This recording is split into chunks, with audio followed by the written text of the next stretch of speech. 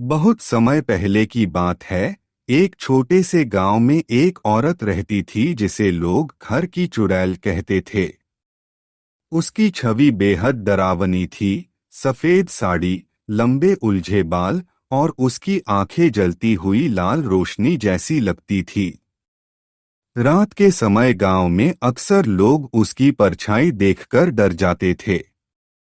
कहते थे कि वह आधी रात को अकेले घूमती थी और जो उसे देख लेता वह एक अजीब सी बीमारी से ग्रसित हो जाता। गांव के लोग उससे बहुत डरते थे। लेकिन एक दिन गांव में एक बहादुर नौजवान अर्जुन आया। उसने सुना कि लोग उसे कैसे भयभीत नजरों से देखते थे और उसके बारे में तरह तरह की बातें करते थे। अर्जुन ने ठान लिया कि वह इस रहस्य का पर्दा फाड़कर ही रहेगा। एक रात वह अपने दोस्तों के साथ जंगल में गया। चांदनी रात थी और चारों ओर सन्नाटा था।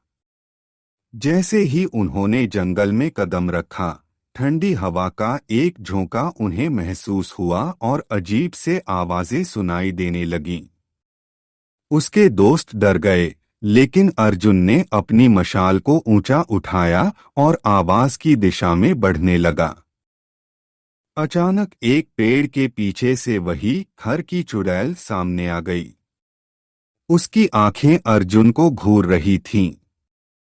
वह धीरे धीरे उसकी ओर बढ़ने लगी।